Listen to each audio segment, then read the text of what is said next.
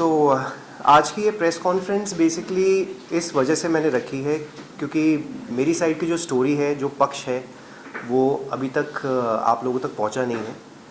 1 जून को जो press conference की गई थी, जो एलिगेशंस लगाए गए, उसके बाद पहली एफआईआर हुई, सेकंड एफआईआर हुई against my parents, brother and me.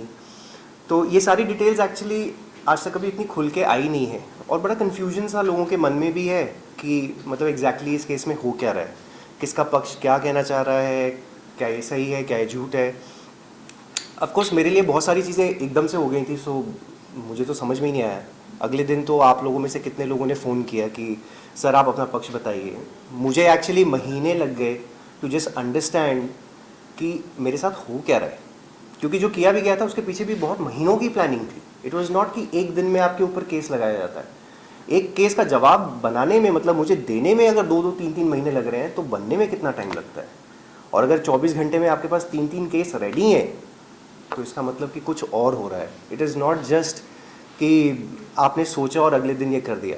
और जिसके साथ अगर ऐसा कुछ हादसा हो, जो FIR 1 में जो झूठा डोमेस्टिक वायलेंस का केस मेरे ऊपर किया गया, रात को ये चीज़ हम लोग पुलिस स्टेशन में है, अगले दिन सुबह प्रेस कॉन्फ्रेंस हो रही है, जिसमें से आप लोगों में से कितने लोगों ने बताया कि हमें फ़ोन करके बुलाया गया इस चीज़ के लिए। तो कौन एक नॉर्मल जिसके साथ अगर ऐसा कोई हादसा होता है अगले दिन प्रेस कॉन्फ्रेंस के लिए रेडी होता है?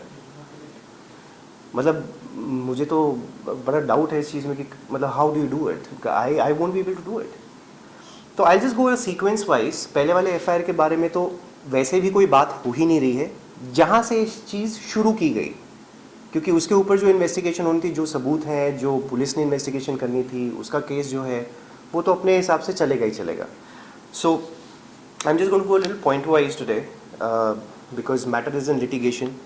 सब कुछ मैं आप लोगों को नहीं बता सकता, बट हाँ कुछ चीज़ें मैं अब कह सकता हूँ क्योंकि ये कोर्ट में लगा दी गई हैं पिछले महीने। ठीक है। सो जो हमारी सेकेंड FIR हुई थी अगेंस्ट मेरे मम्मी पापा, मेरे छोटे भाई के अगेंस्ट, मेरे अगेंस्ट, ये काफ़ी कन्फ्यूजन एक क्रिएट किया गया है। हाँ नहीं, ये धाराएं ना करण के ऊपर लगाई थी, ये धारा ना निशा ने पेरेंट्स के और ब्रदर के अगेंस्ट नहीं लगाई थी। तो कोर्ट ने एक ऑर्डर दिया है एंटीसिपेटरी बेल का। So I am just going to take a help of somebody here to just announce it, because आज मैं वो ऑर्डर लेकर आया हूँ। लोगों को यही कहा जाता है नहीं ये धारा मैंने करण पे लगाई थी, उसके पेरेंट्स के मतलब उनके ऊपर तो लगाई नहीं गई है। सो द सेकेंड FIR की मैं सिर्फ धाराएं आपको बता देता हूँ against my father, mother and छोटे भाई की। सो द फर्स्ट धारा is 498A which is for dowry. 377 बड़ा संगीन वाला ये IPC है। 377 इज़ अननेचुरल सेक्स, जो कि चारों पे लगा है।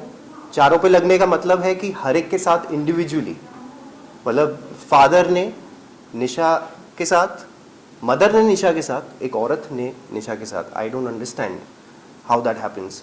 ब्रदर ने निशा के साथ, मैंने निशा के साथ। तो ये 377 सेक्शन लगा है। यहाँ पे बहुत सारी औरतें हैं, so they can also understand this section better. 406 323 which is a voluntary causing hurt. 504 506 criminal intimidation and 34 criminal conduct of IPC. So if I can take your help just to show you this order, because मतलब वैसे भी मैं आप लोगों को ये order नहीं दिखा सकता, but I am just going to, if you can just read, ये क्या नाम लिखे हैं 3। Okay, number 2 is Mrs. Bela Ajay Mehra. My mother. Yeah. Number 3 is Mr. Ajay Mehra. My father. And applicant number 4 is Mr. Kunal Ajay Mehra. My younger brother. इनको मिली है anticipatory bail. ठीक है। किन सेक्शंस में मिली है? And the offence is 498A section 377 406 323 504 506 and 34 of the IPC of the following. Yeah. जी, thank you. तो ये ऑर्डर है, ये सारी धाराएं लगी हैं जो मैम ने अभी पढ़ी आप सबके सामने। तो ये धाराएं लगी हैं, तो ये कहना बार बार कि नहीं मैंने उनके पेरेंट्स के अगेंस्ट नहीं किया और सिर्फ करण के अगेंस्ट किया है, तो बेसिकली पेरेंट्स के ऊपर लगाया क्या गया है? You know it's a very confusing thing. और अगर पेरेंट्स के ऊपर धाराएं नहीं लगाई हैं तो फिर एंटीसिपेटरी बेल उनको कैसे मिली है और क्यों मिली है, क्यों दी गई है? जब धारा ही नहीं है तो फिर क्यों आप मांग रहे हैं? ये ज़रा सोचने वाली बात है, क्योंकि क्या होता है ना, एक चीज़ बोल दी जाती है, ऑफ कोर्स मीडिया एक माध्यम है जहाँ से हम एक बात लोगों तक पहुँचा रहे हैं, बट एक परसेप्शन बड़ा जल्दी से क्रिएट हो जाता है बिकॉज आज हमारे पास सारे हथियार हैं। मतलब इंस्टाग्राम है, इधर है, यहाँ पोस्टिंग होती है, वहाँ एक अपना कमेंट आ जाता है, हज़ारों लाखों की तादाद में हम लोग चीज़ें बोल देते हैं। बट अभी तक मैंने अपना पक्ष तो बोला ही नहीं। तभी तो एक कोर्ट है, कोर्ट तभी तो वैल्यू करता है ना कि एक साइड का हमने सुना तो दूसरी साइड का हम सुने। बट वहाँ तो कैरेक्टर असैसिनेशन जो करना था वो तो उसी टाइम कर दिया गया।